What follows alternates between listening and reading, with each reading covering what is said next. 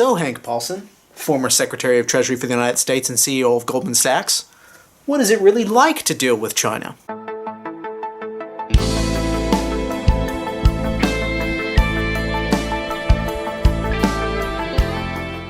Alright guys, so today we're talking about China. We're talking about what China does for its foreign relations. What is guiding China and how it deals with other countries. Now there are three main principles I want you guys to keep in mind whenever you see headlines concerning China and its dealings with other countries around the world, insofar as what is guiding China as it's interacting with these countries. Three principles. The first one is sovereignty/territorial claims.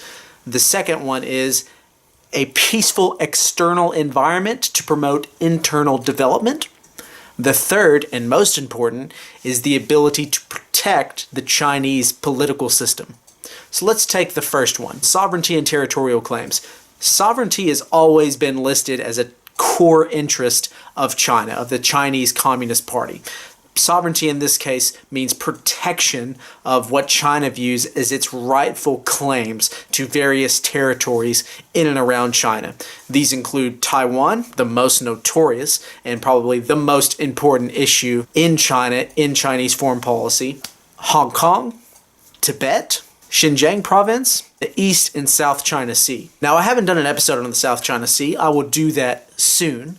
But I'm just going to put up a picture of the South China Sea map and Chinese territorial claims. As you can see, they're pretty ridiculous, they're pretty outrageous, but the reason why China doesn't renege on these commitments, that it's so strong and so adamant that this is their rightful claims, is because it comes down to what they believe is their sovereign territory. China believes that that area in the South China Sea is Chinese territory and they will not give up Chinese territory. And this is also why the United States and China always have to walk a careful line with issues like Taiwan, like the South China Sea, like Tibet, because China will always adamantly profess its undying commitment to its sovereignty claims, mostly because so much of the legitimacy of the Chinese Communist Party is tied up to the fact that the people see the Chinese Communist Party as protecting China's national interests. And China is very patriotic,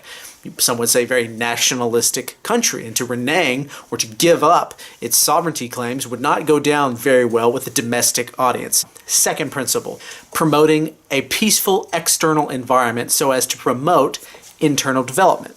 Now, development in China, specifically economic development, is the linchpin, is the ultimate linchpin of the legitimacy of the Chinese Communist Party. Yes, nationalism and sovereignty claims is very core, very important, but the central, primary, most important thing that sustains Chinese legitimacy or the Chinese Communist Party's legitimacy is its ability to promote economic growth.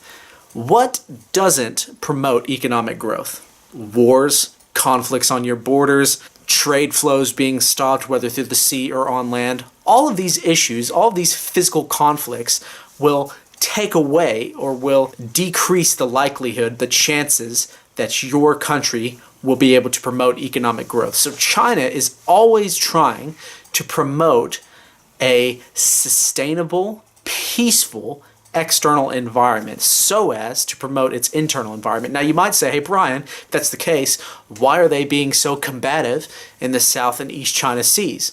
Well, the argument here is if China can consolidate its territorial claims, it will be able to guarantee that those areas will always be safe, will always be peaceful, because they will be under Chinese control. And so if China can exert control over those areas, it will have the ability to mandate peace because it will have full control of those areas. Furthermore, this is why the U.S.-China relationship is so interesting, because for as much animosity or as much rhetoric as some members and some people of society of China have against the capitalist United States, the Chinese Communist Party does not ultimately want to antagonize the United States of America, because the United States of America does and will pose the greatest threat to the external security environment and therefore the internal economic development of China, which is also why the United States might want to be careful what it wishes for, because if it gets the destruction of the Chinese Communist Party, what replaces it might be a much more nationalistic party that isn't quite as cozy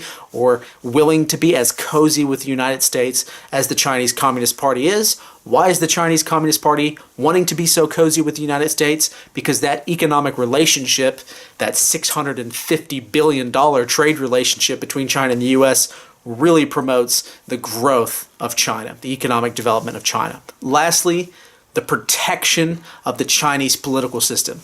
Now, this is the most interesting and unique part of China as far as any of the great or even medium powers in international affairs, and that is that China has a unique political system, the single-party communist state. China, in all of its dealings, in all of its treaties, in all of its agreements, will always make sure or will include provisos or will have it on a sort of unstated basis with its bilateral or multilateral partners that whatever it's entering into better not affect the ability of the Chinese Communist Party to singularly rule over China. So that's why issues like human rights, issues like democratization and political reform are so difficult for states like the United States or the EU to impress upon China, because if China were to allow more human rights, were allowed more freedom of speech and political opposition, that poses a direct threat to Chinese Communist Party rule.